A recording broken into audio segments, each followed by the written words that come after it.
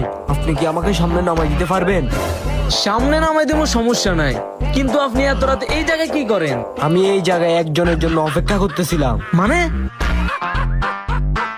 এইগুলা বাদ দেন, এখন আপনি কি আমাকে সামনে এগিয়ে দিতে পারবেন? আচ্ছা ঠিক আছে, উঠেন।